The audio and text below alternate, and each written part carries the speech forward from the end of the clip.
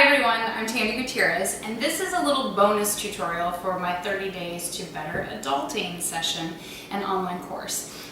This little series is what I use for myself and for clients as a pre-bedtime ritual. So sleeping is an issue. It's a big issue. People don't sleep enough. And so part of the goal is if you just simply can't, there are restrictions to schedules, or there's some hormonal things that'll take time to recalibrate in your body into balance, and you just can't sleep. There's one issue, right? But you can get better rest in the time that you have. Okay, so what I teach is really about getting the most regenerative, restorative rest, even if you can't sleep more. Okay, big number one in that tactic is meditation. It creates a restful environment and a restorative space internally for you. So if you have trouble sleeping and you wake up in the middle of the night, you can meditate, right? You can also do this series we're getting ready to do. Or you meditate before bed to help transition you into this restorative space of replenishing rather than just trying to sleep, right? Because the sleep cycles, you want to get into those deep REM cycles. But that can be difficult for many reasons, right? So we're always aiming at the better. We're aiming to make things better, to get things just perfect, like just doesn't exist, okay? So pre-bedtime, a little meditation or this series. If you wake up in the middle of the night, this series again, or if you didn't do it before, do it, and a little meditation or a meditation. So these are some practical tools that really help so that you want to take out the panic and the anxiety and the frustration of not being able to sleep, right? And you also want to utilize the time that you have for rest as restorative. Okay, and restorative rest can look like a lot of things that are not sleep. Okay, so I have a yoga strap and a set of yoga blocks for this series. If you don't have a strap, you can use a hand towel, a scarf, or a belt.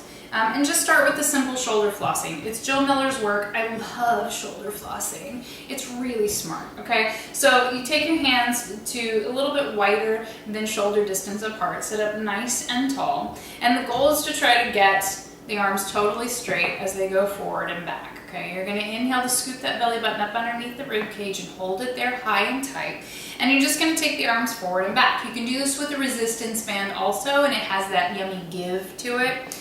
Okay, as you go forward and back and you go, I can't do it without the arms doing that crazy swimmy thing. You take the arms as wide as you need them until you can get to that straight arm. If there's a decent amount of mobility in your chest and your shoulder socket, then you take them a little bit closer. And it's really slow and it's really calm. Think of shoulder flossing like flossing your teeth, okay? New stressors, new energies in the body, they get stuck and they rest and they sit in your shoulders and your neck. So the goal is to help alleviate them, let them flush through, help them integrate into your body rather than getting stuck, right? So you talk about carrying the weight of the world on your shoulders. The new things, the current things in your life, they'll just show up in your neck and your shoulders, right? So this is like flossing your teeth. It helps floss out that stuck, tight energy in the muscles, ligaments, tendons, and the fascia, okay? One more, inhaling back. And exhaling down. And the shoulder flossing, I just think is a beautiful thing to do daily, and maybe that in itself is your bedtime ritual before you go to bed, okay? So then you're gonna come to the edge of your mat, and we're headed into child's pose, right? Deeply restorative, and you just get into it best you can, and you hold here for 4, 3, 2, 1. You're going to inhale to lift the belly button up underneath the rib cage so you're supported in your core. The arms want to be in a railroad position, meaning that they're in parallel, and the feet are going to open up, and you're going to snake through to a puppy pose best you can. This might be your puppy pose. You do send your tailbone or your sits bones out, and you squeeze down in the armpit. If you can get a little bit lower and a little farther out, it might look like this. 4, 3, 2, 1, and then press back into child's pose, okay? You always want to meet yourself on the mat. Do as much as your body is capable and willing to do, and don't force it. Take an inhale and an exhale to snake your way through best you can. So a lot of people get to this place, and that's great, okay? or you can try to get to here or to where the chin can lift. Squeeze down in the armpit so the shoulders slide away from your ears. Squeeze the elbows in best you can. Take a breath and press back. Okay, one more time. Inhaling and exhaling to slither, snake your way through to your puppy pose. 4, 3, 2, and 1. Child's pose last time. Okay. And then you're going to come up to what I call turtle pose, okay? So it's this like 3/4 child's pose. You press your feet and shins into the mat. You're going to bring the legs together so where they're squeezing through the inner thighs. And you press back to create traction in your low back, okay? So chin to chest, squeeze down in the armpit, meaty part of the palms really pushing against the mat, and the shins and the feet press into the mat too. So it builds a lot of heat. There's a lot of isometric contraction going on here, okay? Then you're going to come forward, crown of the head, reach back for rabbit. Scoop through the abdominals, 3, 2, 1. Meaty part of the palm, press back to that 3/4 turtle pose. Squeeze down in the armpit, lift up in the belly, press through the feet and the shins. Release crown of the head to the mat, reach back, rabbit.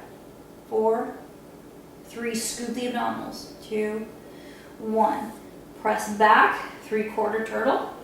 You've got to press through the feet and the shins to create resistance. You must squeeze down in the armpit. Keep the elbows bent and scoop through the belly. Then, tippy top crown of the head on the mat, reach back, press through the feet and the shins, lift through your core. 3, 2, 1, and then come back to child's pose for 4, 3, 2, and 1, okay?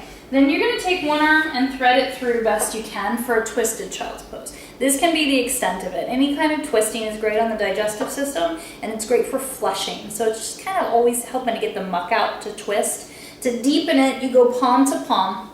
You press palm to palm, and you look towards the ceiling, but squeeze down in the armpit. 3, 2, 1.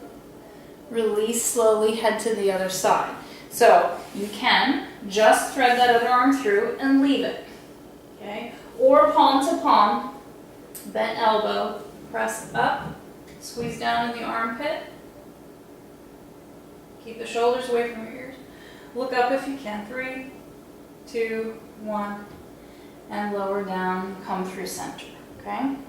So then we're gonna come to where we're on our seated position here and lengthen out a bit. Okay, so plow pose is going to look pretty common, but it doesn't always come smoothly for everyone, okay? So plow pose can look like a lot of things, and you might need a block to help you with it, all right?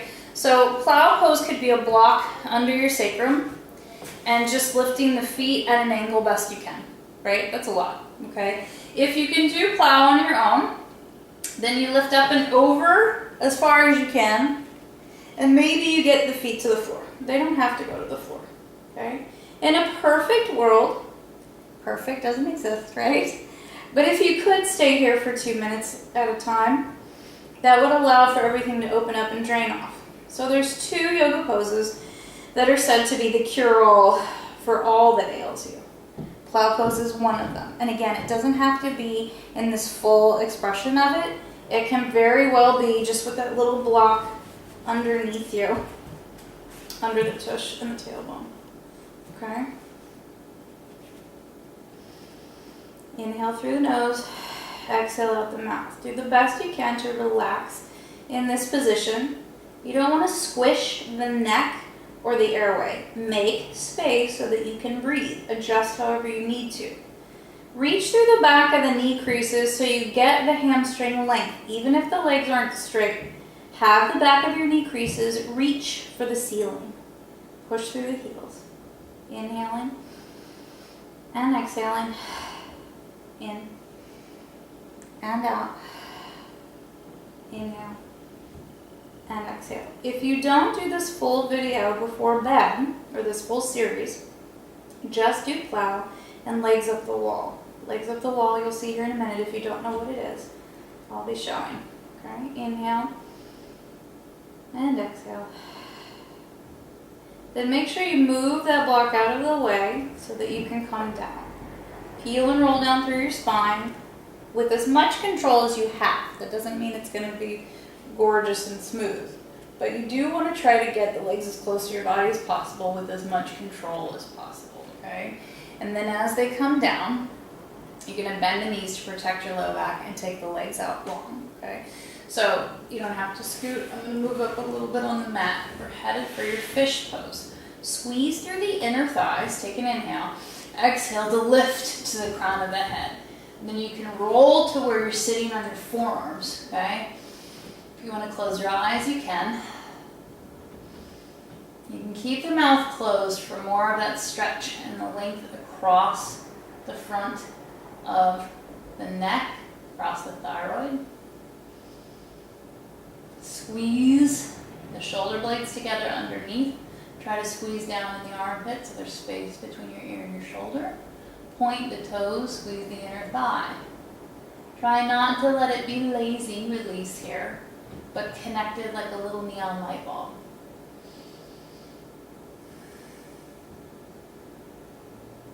Inhaling and exhaling. In and out. One more right here. And out. Okay.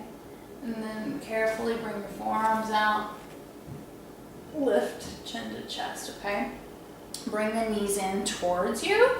And then extend them as straight up towards the ceiling as you'll go. So this is legs up a wall. If you have a wall, you can use it, right? You just lean them up against it. A lot of times, I literally will get out of bed and do legs up the bed, okay? Or if it's not too disruptive to my husband, I'll turn around and do it in bed, like up the headboard, or before bed. You know, be creative. It's your life and your practice and your body. And we do fight things, right?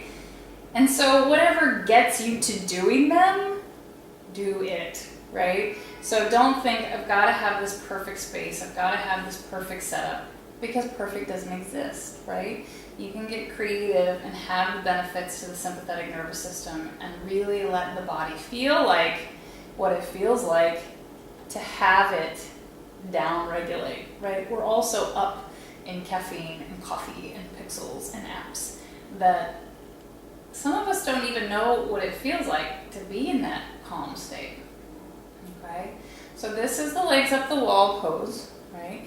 You would do this, hopefully, for 2 minutes on its own. If you can't do anything else or you're not willing to, right? Legs up the wall in plow pose, 2 minutes each. It's a 4-minute ritual before bed. Okay, or if you're like, plow and I just don't get along yet. Legs up the wall. Legs up the wall will lengthen the hamstrings.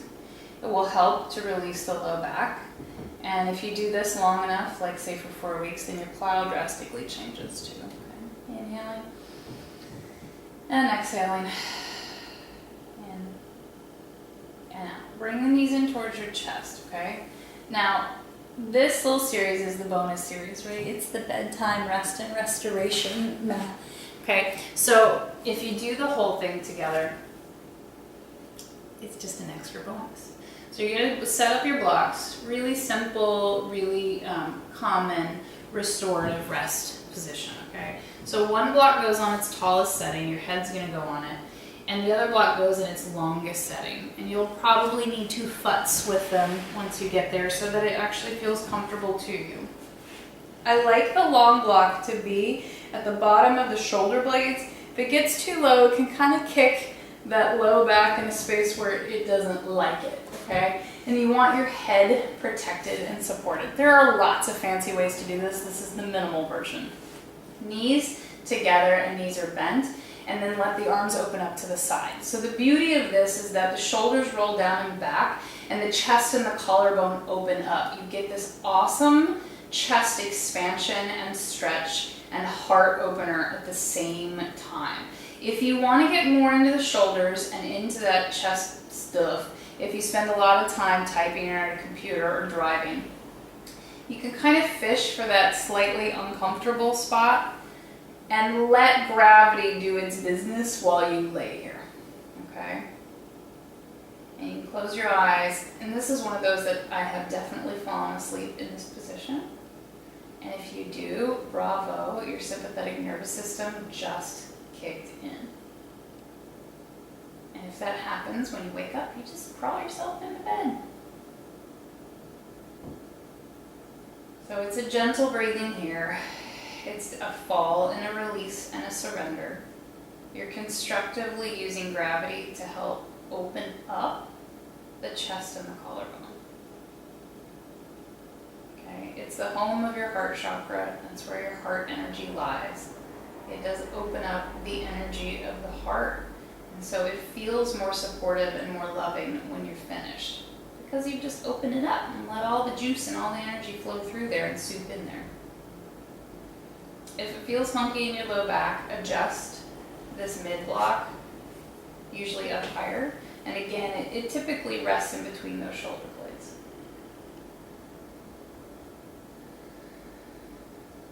Two minutes would be great here as well.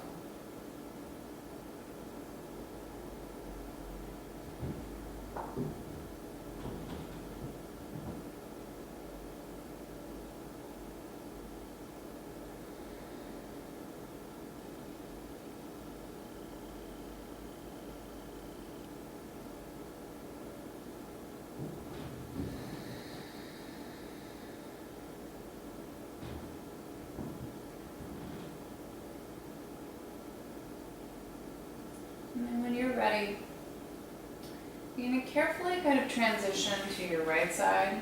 One leg goes down, and kind of shift the hips, move the arm over to help press you on up to a seated position. Okay?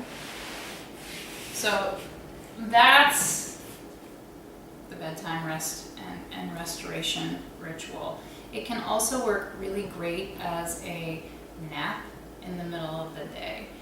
The constructive rest with the blocks, it does get you into that sleepy state, so just make sure you've got time if you have to be on the way to something else. You know, if you did kind of a little quick in the middle of the day series, that you've got a moment to go, okay, get back into the world kind of thing. Also, in sleep, if you sleep on your left side, that can also be really helpful to the quality of your sleep, because it helps your body drain and detox and digest. You're working with the organs on that left side of the body. And if you're worried about alignment in that position, then you put a pillow in between your knees and kind of navigate the pillow under your neck. But there are a lot of things you can do to help with the quality of your rest, even if you can't sleep more. And this is my favorite series to use. Or if you're having a crazy busy week and you just need a little extra oomph and more fill in and fill up rather than the give out, okay? So thank you for doing this little bonus tutorial with me, and I will see you next time.